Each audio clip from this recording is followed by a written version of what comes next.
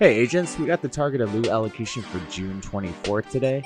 Welcome to Shadow Gaming, and if you haven't subscribed yet, definitely hit that subscribe button if you enjoy the content. I believe I think it's 60% of my viewers aren't subscribed, so I'd really appreciate it if you are enjoying the content. Just go ahead and hit subscribe, it's free, man. Alright guys, so let's get started with the Dark Zones. We got Overlord Armaments in DZ West, we got Hana U at DZ South, and we got Fenris Group AB in DZ East. So really, with the named items, you could get Foxper's knee pads over here in DZ West, and you could get the Ferocious Calm chest piece over here in DZ East.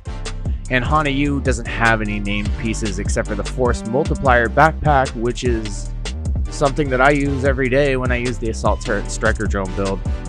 If you need the build video for that, I'll put it in the card in the top right section right now. It's a must-have if you're going to be running legendary builds or running legendaries at all. You can't go storming in there with a, DPS build, except for unless you have an M1A or something. But if you go storming in there with assault turret build, it's going to go a lot more smoothly for sure. So I would go and grab that, but that's only if you're willing to go in the dark zone to get that force multiplier backpack. I got mine in the light zone. It's not a DZ exclusive, so if you're still looking for it and there's no Hana U anywhere else, I would go and try to find it, or better yet, I'd go to Viewpoint Museum and just find backpacks there. That would probably be a better bet than actually going to Hana U. I would just go to Viewpoint Museum and farm that over and over on Heroic. Alright, so let's go with the northern section. In the northern section, we got Gear System mods at Camp White Oak, Geraldo Holdings at Coney Island Ballpark, Badger Tough at Coney Island Amusement Park, and Pistols at Manning National Zoo. I don't really recommend this very much because farming for the Liberty, you don't need to farm for targeted loot pistols. You go to, I'll put the instructions on the comment below on my pinned comment that I always have, but you don't need to farm targeted loot. There's 3 missions that you do back to back, and you can get the Liberty blueprint every time. You can keep re-farming for that. And also, if you're looking for the Nemesis today, I would go to Grand Washington Hotel if you haven't got the blueprint yet. More than likely, you've cleared Tidal Basin many times before this. So I'll put the instructions down there as well, but if you finish Grand Washington Hotel, the guy drops the blueprint. I forget his name. I feel like it's Puck, but I can't remember on the top of my head. The boss that you kill here at Grand Washington Hotel when it's invaded, he drops the Nemesis blueprint, and then you can go and craft it over here at the White House. So this is a great week for anyone who doesn't have the blueprint to just go ahead and grab that blueprint. So we got Seska SRO at West End. We do got Murakami Industries at Federal Emergency Bunker.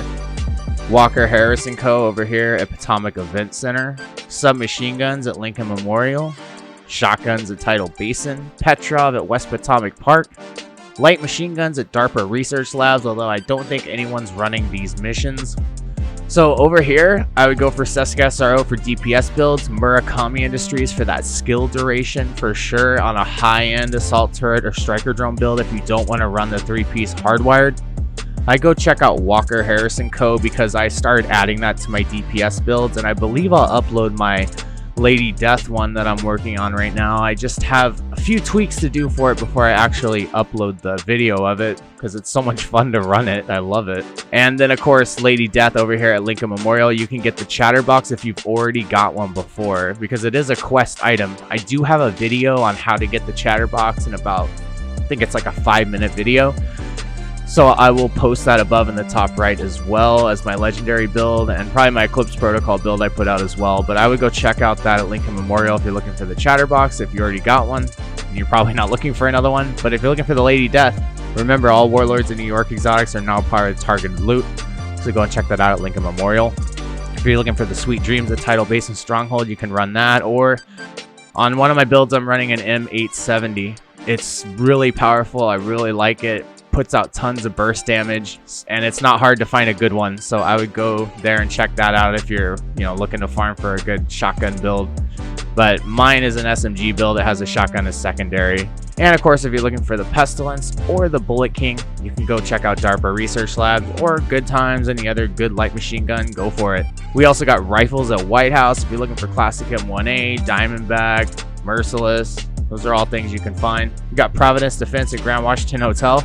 This is a great day for Providence Defense to be at Grand Washington Hotel. It's a great DPS set to farm for, and you can get the Nemesis blueprint.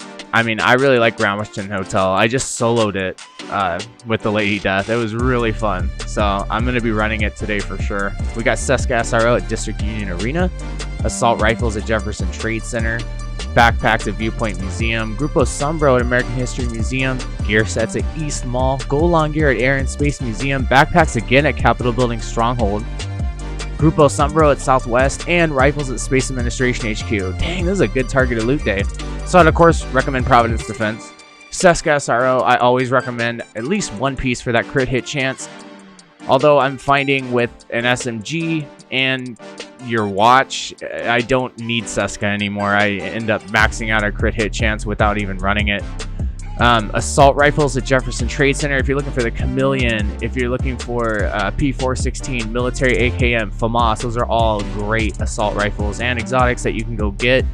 Backpacks over here at Viewpoint Museum and at Capitol Building Stronghold. If you're running this on Legendary, you're going to get some really good backpacks. So, and Capitol Building Stronghold isn't that difficult on Legendary if you've done it before.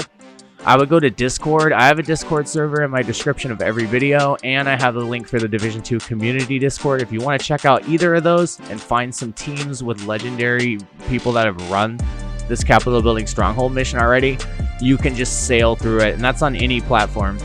So go and check it out. You know, if you're looking for a good rolled backpack, a god rolled backpack, or if you're just looking to run that mission in general, go check it out. We also got gear sets at East Mall, Grupo Sombro over here at American History Museum. So if you're looking for the Eclipse Protocol, I'll put that build video up in the top right. Also, if you're looking for Foundry Bulwark, except for the chest and backpack, or if you're looking for Hardwired, any of the gear sets, you can run my favorite part, which is East Mall. That's got 4 control points back to back. You can just run across the map and just take them out, reset control points. I love when things are targeted loot here. Of course, Grupo Sombro is great for the crit hit damage, you know, 1 piece, and then 2 piece gives you 15% explosive damage. So you can run that as a DPS set, or you can run that as a skill tier set. Although I would just use that explosive damage one. I would go and try to get that one more so than the red one because they're harder to find. They usually don't drop with all skill tier, you know, skill attributes, but I have seen a few drop like that and I kept them right away. So if you see one with skill tier, status effects, or skill haste and skill damage, keep that thing. Also, Golan Gear, same thing. If you find it with skill damage and skill status effects, or status effects and skill haste, that's a god roll. Grab that and keep it for sure. And of course, Golan Gear, you're going to need at least 1 piece in my Eclipse Protocol build if you want to check that out as well. So that'll be at Air and Space Museum. I would run that until you got an all skill attribute. Although with all the rainbows going around since Title Update 10, I don't know why they do that. The loot generosity wasn't really that great. Rifles for Space Administration HQ. Like I said before with other rifles, if you're looking for the Merciless, the Diamondback, you know, Classic M1A, all those good ones, just go grab those for sure. All right, let's head to New York City and see what we got.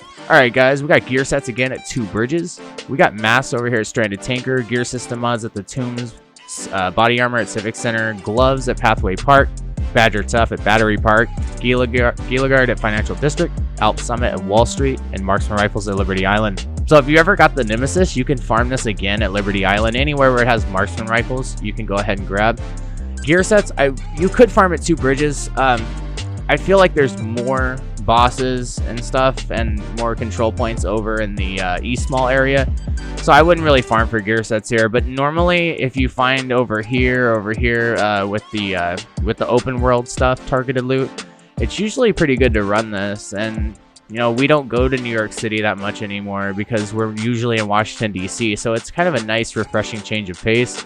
If you're looking for the BTS gloves, Pathway Park's a great mission to burn over and over again on Heroic. So you can go and check those out and see if you want to grab those today, or Contractor's gloves, all that stuff. But you guys probably have that already. Anyway, that's my recommended for New York City.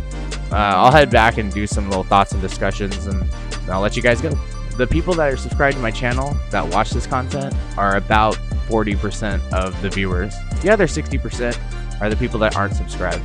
So if you guys want to subscribe, it's free, and if you enjoy the content, definitely hit that subscribe button. It helps me out a lot, and you guys can watch these videos whenever you want instead of searching endlessly for them, because I probably don't show up in recommended that well.